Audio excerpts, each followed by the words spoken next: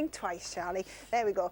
Anyway, it's just coming up to 8:45. Now, a commuter who suffered months of disruption on Southern trains has had half the cost of his season ticket refunded by his credit card company. American Express reimbursed the customer nearly £2,500 because they deemed that he didn't receive the service he paid for. So can others make similar claims? Let's talk to Paul Lewis from Radio 4's Moneybox programme.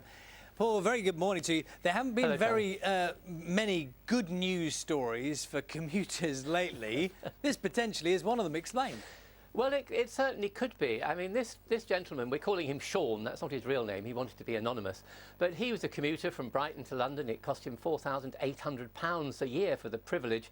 He bought his season ticket, and then there was a real year of complete disruption, whether it was cancelled services, late trains, overcrowding, and indeed a change in timetabling, so many trains were just taken off the timetable. And he worked out from records he got from Southern, the train company, that more than half of his journeys were disrupted. So instead of claiming direct from the company, he went to his credit card company, American Express. It went into their dispute procedure, and within a very short time, he got a very nice payment of £2,400.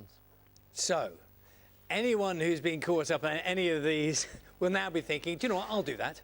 Well, yes, they will. And underpinning this dispute procedure, there is something called Section 75 of the Consumer Credit Act. And that makes a credit card provider jointly liable with the supplier of the service if it fails. And his case was that it clearly had failed. It wasn't what he bought for £4,800 a year before. So you'd have to make that case. So this is really something for Southern passengers, not if your train's been a bit late for on a few occasions. But you could go to your credit card provider if you paid by credit card, claim under Section 75, and even on a debit card you can claim under a procedure called chargeback. Very similar rules, and because of a contract between the card providers and Visa and MasterCard, they're obliged to pay. So it's well worth trying. Now, you may not get it immediately. The credit card company may try to say, well, no, it wasn't really Southern's fault, etc., etc. But you can then go to the Financial Ombudsman Service and see if you get a result from them. So I think for Southern commuters who've suffered more than a year of disruptions, well worth trying. But on a technicality, I mean, people will be very interested in, that's the truth, Paul, you know they will. But Sean, I know it's not his real name, was he absolutely meticulous? I mean, had he literally got each journey, you know, each delay, each one?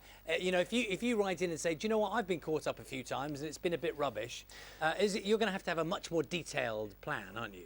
Yes, and he did. He got the records from Southern. They're obliged to publish their records of running.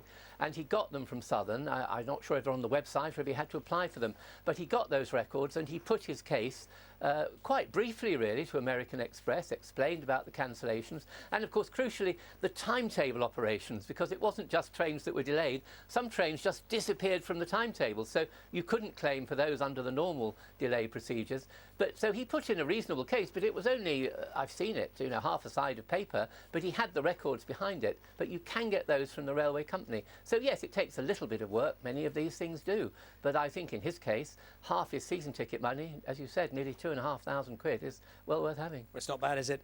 Will Amex, in turn, try and get the money off Southern Rail? Well, we haven't been able to find that out. They wouldn't talk about this case because it's an individual case, so that all they would say to us was that it wasn't Section 75, it was their procedure, but of course that's underpinned by the Section 75, so they wouldn't say. So we don't know the answer to that, but certainly if you went with a debit card through the chargeback procedure, then your card company could go to Southern and try to get the money back from Southern. So that would be a way for them to get some of the money back. But under Section 75, if it's a credit card, they are jointly liable. So really, they've got to pay up. Paul, thanks very much. More on your Moneybox programme, Radio 4 at midday. Thanks very much, Indeed. Paul.